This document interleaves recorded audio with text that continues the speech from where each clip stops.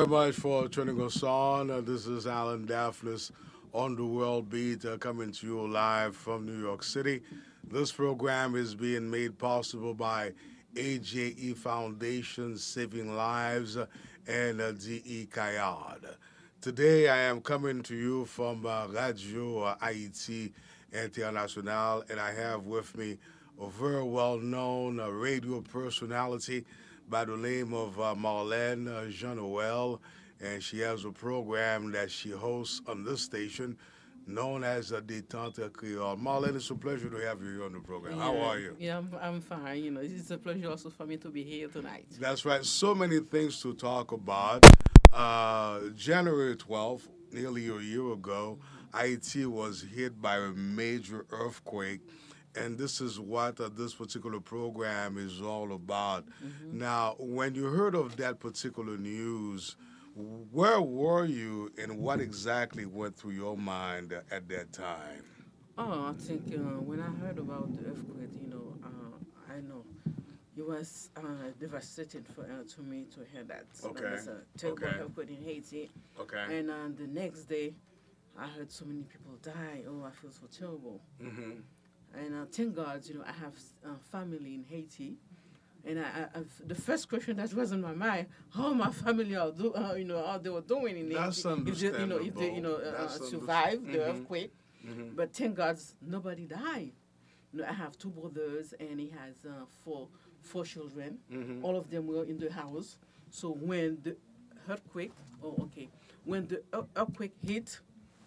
The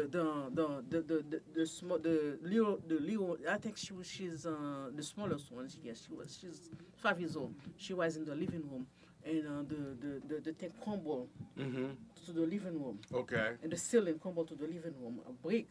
But and nothing. Thank God, nothing happened. Nothing happened to her. She came alive. So, and all of the children came alive also, and all my brothers, everybody fine, and we thank God for that. And I have one brother that is a doctor, and I think God did things a certain way. Okay. We have a big yard in Haiti, in the house. We have a big yard. Okay. All the people that were, hurt in the neighborhood, they come to a house, to get treated by my brother. And he told me like, oh, Marlene, you couldn't imagine 300 people a day. He has to see. But I praise God for that because he was able to do it. And then after that, I have some other friends, but they die. What can I do? What can I say? But the thing is, the unity. But I couldn't be able to go to Haiti. I was working. Okay. But last August, I went to Haiti to see how everybody said, Marlene, you have to come and see what's going on. And, okay. So then I went to Haiti last August. When I was there, I was so mad because there was so much money, for Haiti, and I said to myself, what happened to all those money that they raised for Haiti? And you see all those people are under the tent. Everywhere that I go, I see tents. I went to Leogan, along the sidewalk, all over tents, and those tents they have like a family, like you have mother, father. Sometimes some of the family don't have no father anyway. But some of them, they have a mother, father, and 4 children, 5 children, 6 children, and living under one tent. And that's unbelievable. Yes, so true. But the question is, Marlene, is that where is it that we go from here? Many different organizations have pledged to help Haiti. There are some that are international organizations. There are some organizations within Haiti itself. And some of these funds have not been allocated to those particular organizations. Now, as a Haitian American living abroad who is concerned about the present situation in Haiti, how do you think we can solve that problem so that those who are concerned who are spending their money, who are donating to these organizations, so those funds can go into these organizations that are ready to do the work in the country right now. Yeah, but the only thing, well, the Community International said the only way that they're going to give that money to those organizations until we have a new president. But I don't agree with that because you still have people living under the tent. If you know you have an organization that is reliable, at least give those organizations the money they could start building houses for those people that are under the tent. Okay. That's the way I feel. Okay, a very difficult situation in terms of the present scenario right now in Haiti. That you said that some of these organizations says, well, they are not going to give those funds until there's an established government. What I mean by that, not to say that there isn't one right now in terms of the election who is going to be elected. As you know, on November 28th, there was an election that was supposed to be held. And up to today, we don't know who's going into the second round. Yeah, we don't know if it's going to be Michel Martelly, Madame Maniga, Jude Célestin, just to name some of those that I have just mentioned right now. And suddenly, several weeks ago, the return of baby dog Jean Claude Duvalier, who ruled for many years and who basically took over the power after the death of his father, Francois Duvalier. So you're dealing with this present situation right now. How much of an effect do you think that has in the present crisis as far as Haiti is concerned today? Well, they want to have more crisis in Haiti. With the arriving of baby dog in Haiti, for all the bad things that when he was in power, he did to the Haitian people, and a lot of people are still alive. They're not going to forget what he did to them. But I think, but one thing I can tell the Haitian people, it's to be calm, to not to, because what they want to do, maybe that's the way I feel. Maybe to cause a civil war in Haiti against the Duvalier and the Lavalas party. So I told to people, no, be calm. Don't try to see what's going to happen. But the only thing that all the people need, really, we need another election. Because the election that was before, it wasn't an election, it was a selection. Because you have a big organization that in Haiti, right? And you put that organization out of the election. So now you're telling me that you have an election? No, it wasn't an election, it was a selection. So now the selection is, the deal turned bad. Now we have the baby that came to Haiti to confuse again the Haitian people.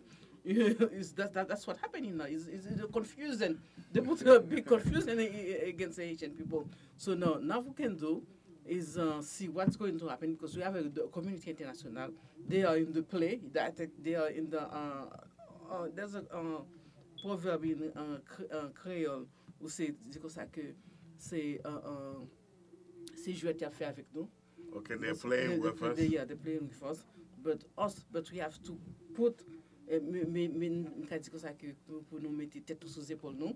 we have to put our hands together, keep our hands on our shoulder. On our shoulder. Okay. So then we can see what's going to happen. But as February 7, so Mr. Prival has to go. This is his, this will be his term. Will be finished. And what I think also, if Mr. Prival left Haiti, we can have like a government. We can set up a government, interim government. That interim government can organize another election for the people, and a good election also. Well, this is something that we are going to have to follow. Again, this is Hallan Daphnis on the World Beat, coming to you live from Radio Haiti International. I am speaking with Marlene Genoel. Now, Marlene, before you leave, I don't know if you are a Duvalieriste or if you are a Lavalasien, if you are not either or.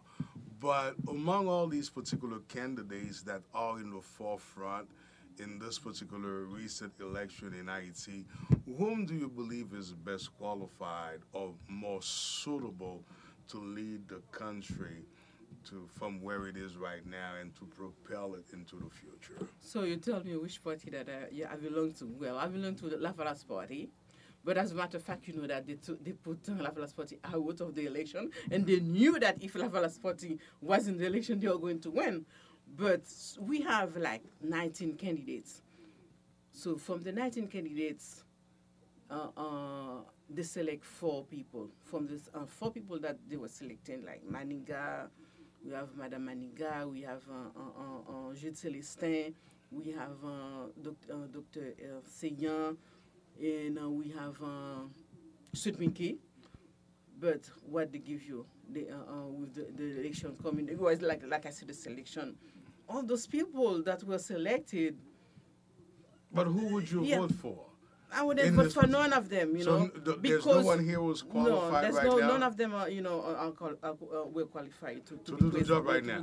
So no one right now? No one right now. Unless if it's somebody in the Lavalas Party. No, it wasn't. I didn't say that. It could be somebody else. Because as long as you have somebody that have conscience, that's somebody that wants, to really lead Haiti, to help Haiti, that, okay, if I'm president, for the Haitian people, okay, I'm going to build houses. I'm going to build a school for the masses. That's what we need. That's understandable. Yeah. We need somebody. He can eat either party. But if either party. Preval must go, and so therefore somebody else must replace him. Yeah, exactly. Who is best qualified to replace Preval right now at this time? So that's really the question I think that many Haitians are asking right now at this present point. So if there isn't anybody who is qualified, so should we keep and remain with Preval, or is there somebody else that? So that's why I'm saying that we can have another election, and more people, more candidates can come, and more candidates can come. Then that's where we'll know who we can choose to be president of Haiti. All right. That's understandable. Again, this is Hallan Daphnis on the World Beat. I was speaking with Marlene Noel, a very well-known radio personality here in the New York area with Radio Haiti International, and the program is Dentente Creole. So you keep watching HLN Haiti Live Networks, and we'll have more interviews with the movers and the shakers making the news right here on this network. Thank you very much. Marlene, thank you. Thank you. Yes.